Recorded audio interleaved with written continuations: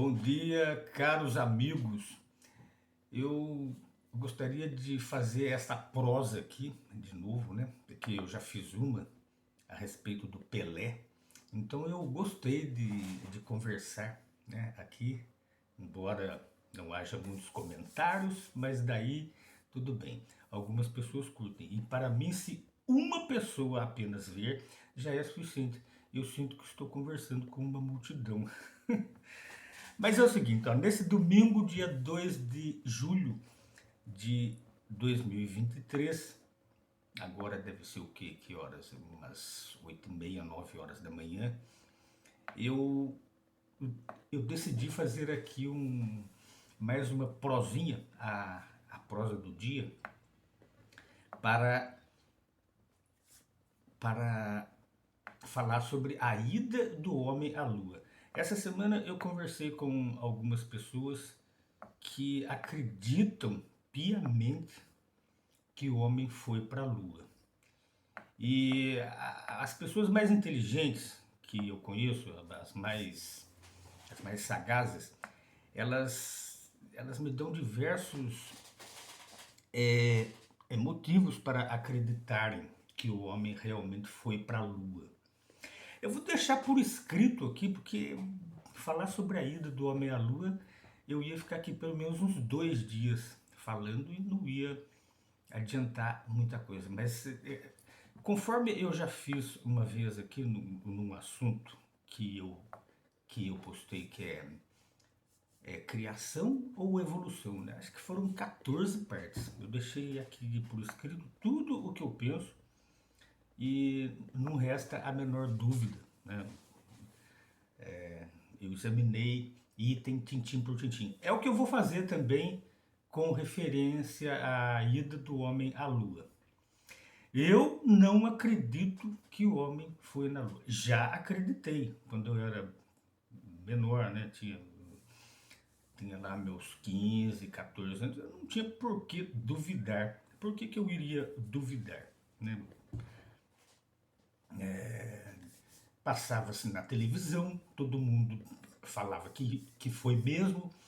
Os astronautas Neil Armstrong, Buzz Aldrin e outros eram tidos como estrelas mundiais e passeavam de carro, né? Aí por aí sendo ovacionados por multidões, né? Eu realmente acreditava, realmente foi para a Lua.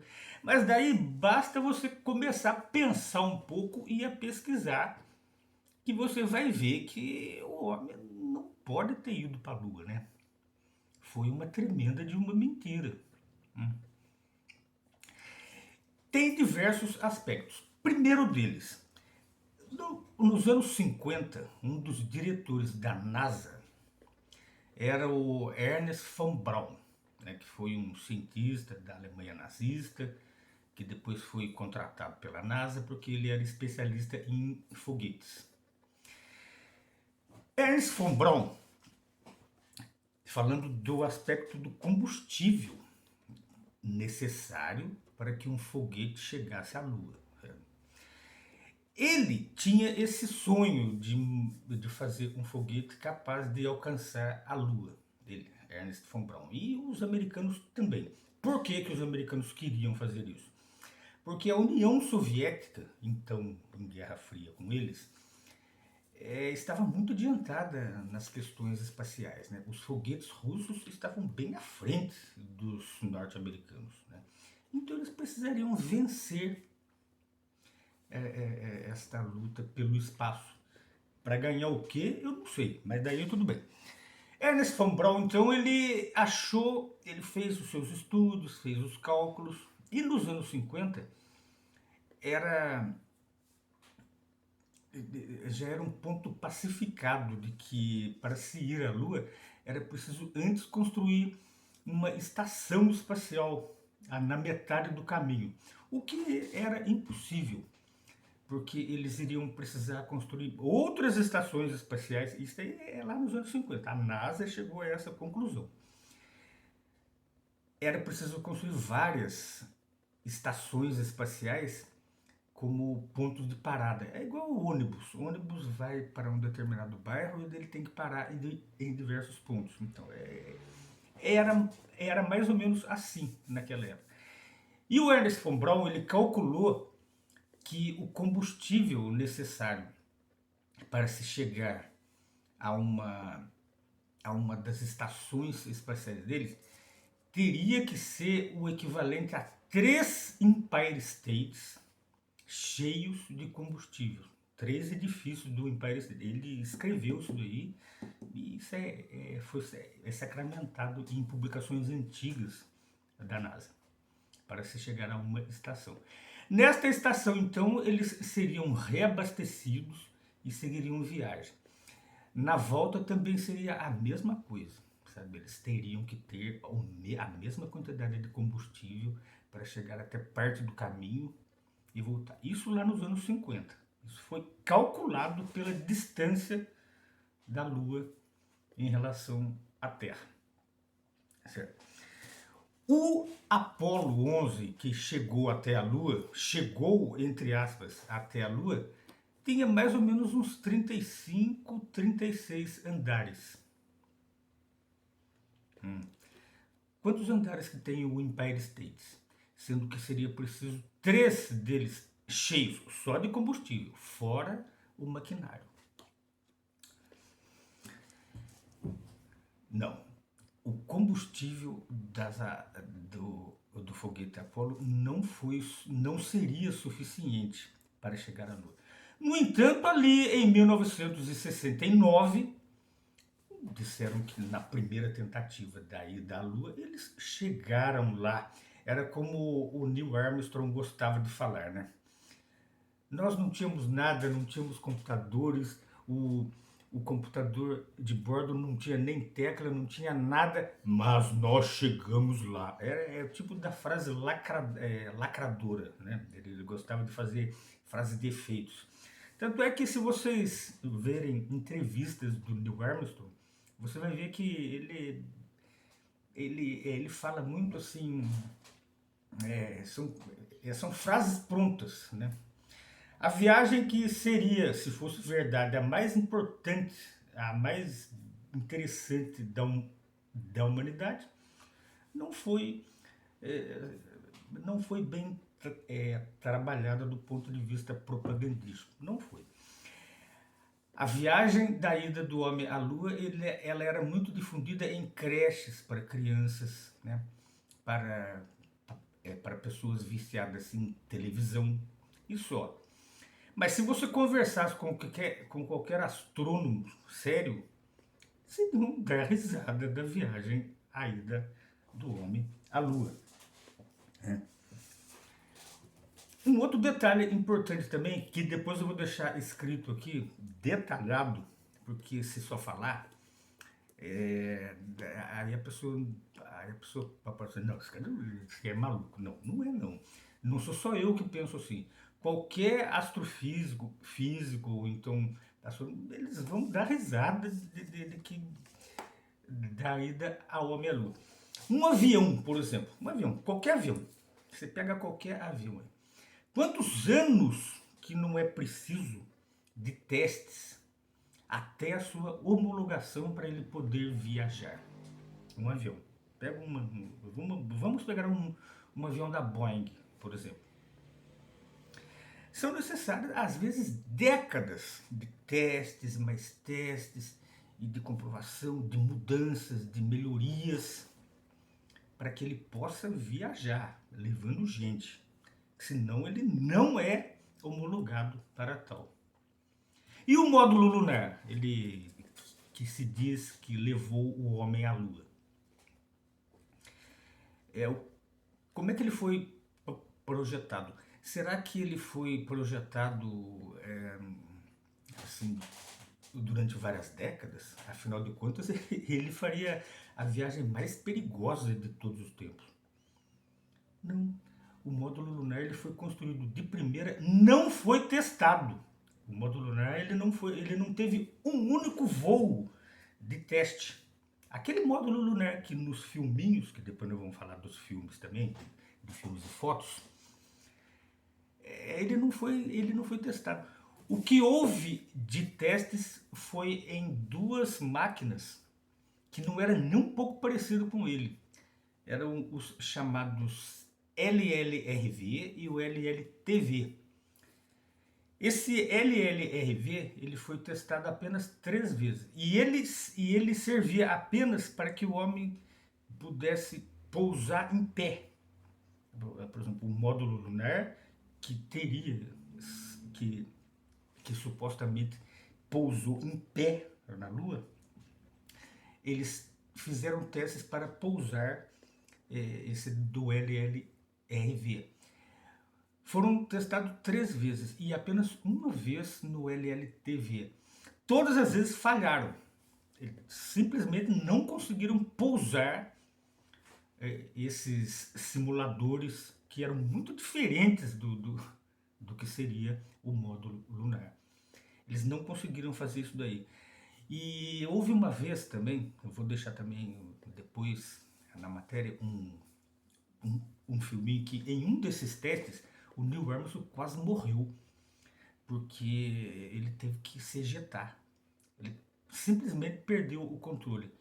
O ser humano até hoje não consegue pousar um foguete em pé. Até hoje. Né? Mas disseram que fizeram isso lá em 1969 na Lua, na primeira tentativa que foi um sucesso, e ainda seguido de outras 6 vezes, todas separadas de 6 em 6 meses. Todas com sucesso. Uma das vezes até eles ficaram lá durante 3 dias. 3 dias. 3 dias na Lua. Fazendo o quê? Vocês já viram os filmes que existem sobre a suposta Lua? Que naturalmente foi lá no deserto de Mojave, lá nos Estados Unidos, mas isso aí vai ser um outro assunto. Eles não estavam fazendo nada lá, eles estavam cantando, dançando, fazendo palhaçadinhas. Astronautas, né? Um outro aspecto também que nós vamos falar é a temperatura na Lua. A temperatura na Lua é, segundo a própria NASA, ela no Sol, aonde bate o Sol nela, é muito superior a um forno quente. Eu não sei bem agora, mas eu vou deixar por escrito aqui a hora que eu for discutir sobre esse aspecto. E exatamente o contrário acontece na parte em que o Sol não bate. A temperatura é muito inferior às do Polo Norte e do Polo Sul aqui. A íris do olho de uma pessoa congelaria em 1 segundo, menos de 1 segundo. Mas, no entanto, os astronautas estiveram lá, né, andando e passeando como se nada tivesse acontecido. Né? Um outro aspecto também que impediria qualquer viagem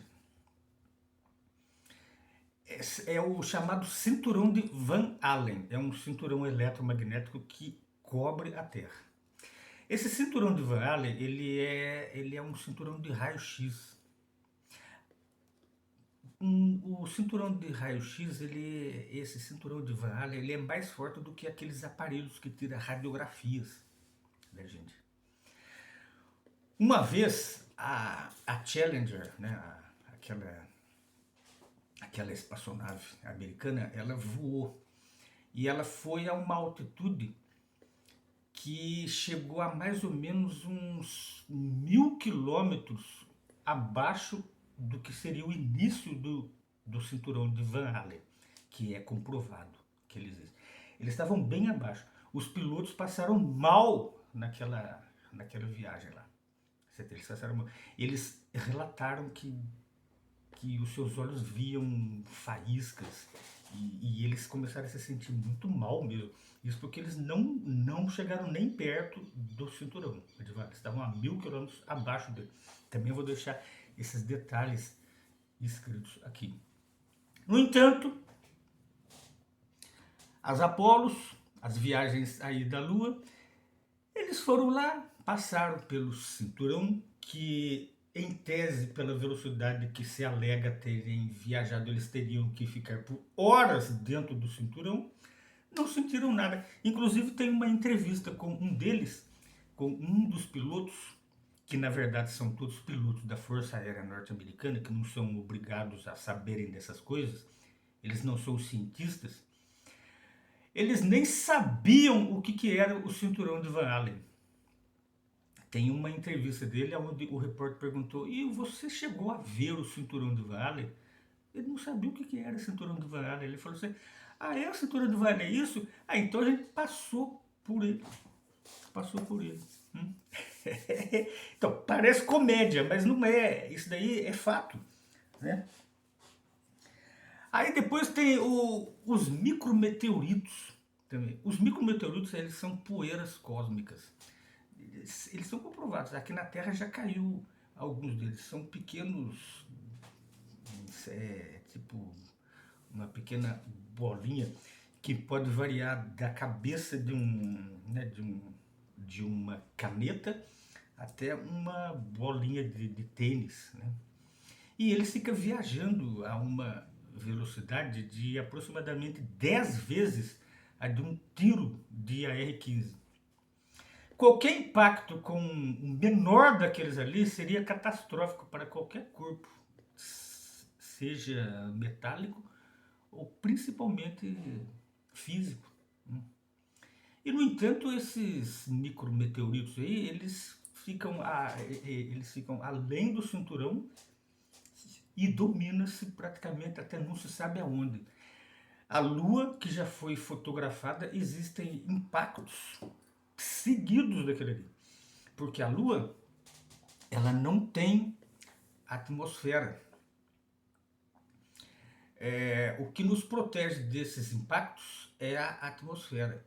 Mas a Lua não tem. Então a Lua ela fica sofrendo esses impactos aí sempre.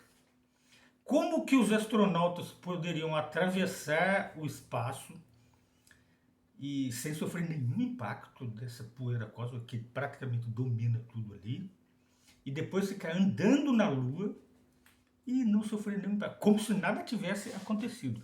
Será que eles não estavam bem seguros em algum deserto norte-americano, sabendo que nada lhes iria acontecer? Afinal de contas, a Lua é um terreno desconhecido.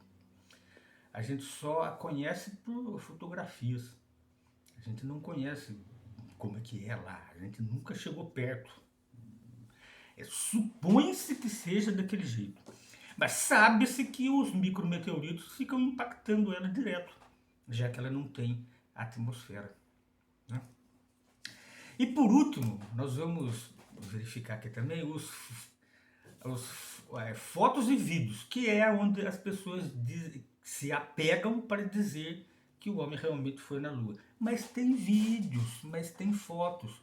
Será que essas fotos são reais? Ora, uma das fotos, por exemplo, que mostra assim, o módulo lunar na Lua, ela parece que foi colocada ali, né, porque não tinha poeira nos pés. Sendo que ela não tinha poeira nos trens de aterrissagem dela lá. Mas como que ela poderia não ter essa poeira, visto que, teoricamente, ela teria que ter espalhado fumaça, porque os foguetes que ela iria usar para pousar em pé, coisa que nós não conseguimos fazer até hoje,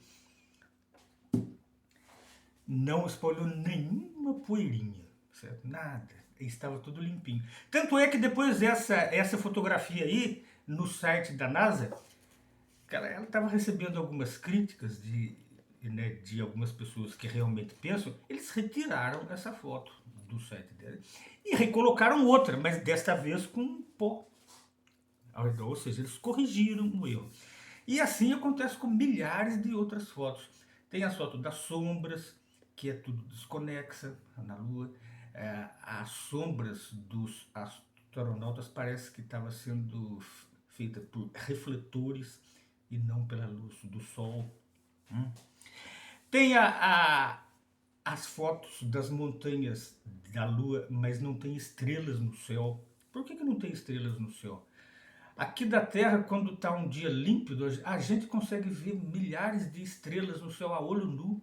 Como é que eles lá na Lua, sem atmosfera, coisa que seria um espetáculo estonteante de estrelas, eles não viram nada, nenhuma. Nós vamos falar, esse vai ser um dos últimos aspectos da nossa aqui da nossa prosa, que depois eu vou fazer isso daí por partes. Quem se interessar, né, estará aqui disponível. Agora, quem preferir continuar acreditando em histórias da carochinha, é livre para isso. Tá bom? Então essa foi a nossa prosa do dia, tá? Existem muitas outras coisas para falar, mas eu prefiro deixar por escrito para que não haja dúvidas, né? Então tá bom, porque alguns dos meus amigos acham que eu sou. Acho que, não, você não acredita na verdade. Isso é teoria da conspiração. Né? Não, mas não sou só eu que penso assim. Até, é qualquer pessoa inteligente que pensa assim. Né? É uma pessoa que raciocina. Pensa, pô, mas será? E também tem o aspecto político. Né? Por que, que as viagens à Lua pararam de repente? Lá em 1972. Parou. De 69 até 72 eles fizeram. Depois parou. E eles alegaram que parou porque faltou dinheiro, faltou patrocínio. Patrocínio para a NASA. E pior que a turma acredita mesmo, né? Daí também eles dizem também, não, mas se fosse falsa, os russos iriam delatar. Será que os russos iriam delatar mesmo? Ou eles não tinham interesse também nisso? Né? Você, eles foram à Lua, mas nós vamos usar isso daí também. E tanto é que eles usam isso daí até hoje, né? E não só a Rússia, mas outros países também usam dessa mentira para promoverem as suas próprias explorações espaciais, né? Um último detalhe aqui para nós encerrarmos essa nossa prosa do dia aqui. Sabe o que aconteceu com a tecnologia da Apollo, que disseram que demorou décadas para se fazer? Bom, a década de 60 inteira para fazer? Sabe o que depois foram pensar, não, mas cadê as outras? Cadê o projeto do módulo, o projeto da Apollo, né, os planos de voo? Você sabe o que ele falou? Não, isso é um dos cientistas. Eu vou colocar a entrevista dele aqui depois, aqui em vídeo aqui. Ele falou que se perdeu. Se perdeu. Eles perderam isso daí. Perderam. Ali pelos anos de 1990, mais ou menos assim, eles disseram que se eles quiserem voltar à Lua, eles vão ter que recomeçar do zero. Não, então, essa história ela é mais incrível do que as novelas da Globo, né, que é pura palhaçada, né? Pura. Aquelas novelas só para gente que não usa a cabeça mesmo, é só para entretenimento. A viagem da ida do homem também é uma coisa para entreter, tipo, é uma ficção científica, né? Tá bom? Então, bom domingo a todos e até o próximo domingo.